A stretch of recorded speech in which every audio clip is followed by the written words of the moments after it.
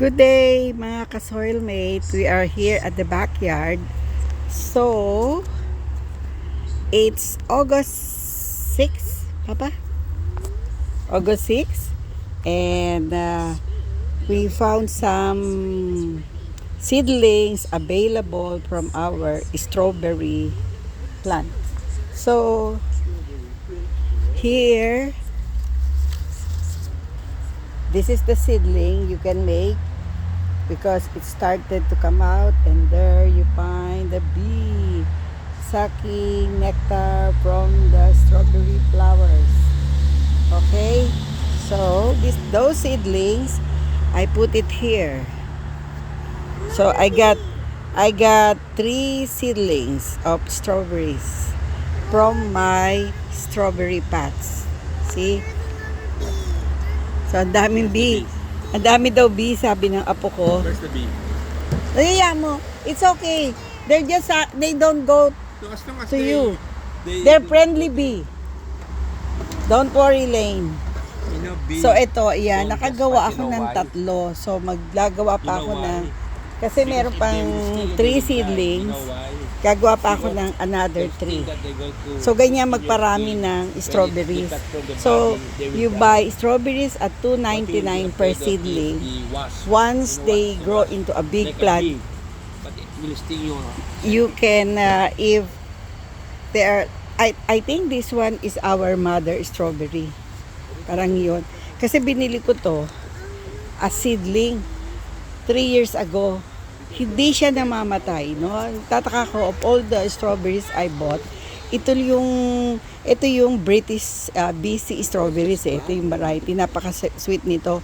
So from the ground, kinuha ko siya kasi nakita ko may potential siya to produce seedling. Yan po yung seedling sa baba. So, yan yung nilagay ko dun sa pot. So, gagawa ako 3 pots. Tapos, meron pang nakita na another 3. So, dadami ng dadami. Kaya mag-propagate ng strawberries. Basta alagaan nyo lang, ikakat nyo lang yung mga dried leaves. And then, kung meron ng fruits, tanggalin nyo yung fruits. I-consume ninyo para patuloy siyang mamumulaklak. Kasi the more you remove the fruits, the more, and the old leaves, the more nagpo-produce sila ng new leaves and then flowers. Yan yung strawberry. So ang dami, kita nyo, ito yung flowers, ito na yung mga bunga niya, oh. So ang dami, oh. See? Super dami. Kaya ito pa yung mga strawberries na tuyo,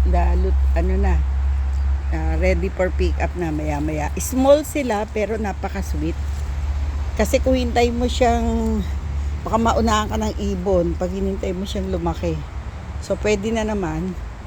So tignan nyo sa isa, dito lang sa kasi mas maganda yung hanging eh. The reason why hindi sila nagtatouch ng ground. So yung bata, pag pinick up niya, konting hugas, pwede na nilang i-consume. And besides, wala yung pesticide. Kasi yung nabibili, for sure may pesticide yon kasi masyadong makinis. So now, puputulin ko na yung cucumber kasi medyo maulan. 2 days na umulan, magiging magiging matabang. Hindi na siya sweet. So yung mga maliliit na cucumber, I leave it there, pero itong isang malaki, pipitasin ko na. Ganda, di ba? So yan. Meron akong mini garden, pero nakakakuha ako nung kakainin ko for today. So magpipirito ako ng isda. And then pakihawak. So yan, kukunin ko para magbunga. Tapos yung mga yellow leaves, ito tingnan nyo kung gaano kahaba. O, diba?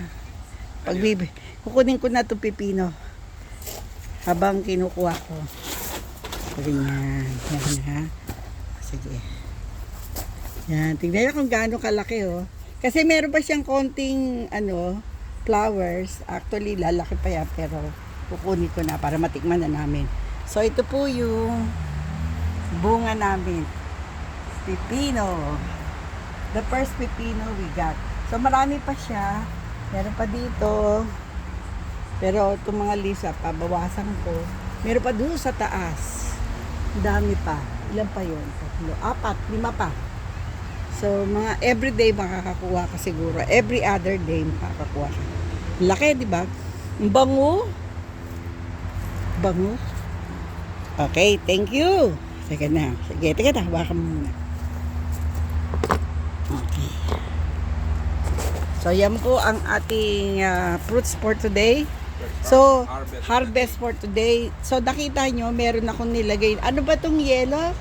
Papa? What do you call the yellow flowers? Marigold. Yung marigold, itinanim namin katabi para itaboy yung mga squirrel. Kasi kung walang marigold, wala na to.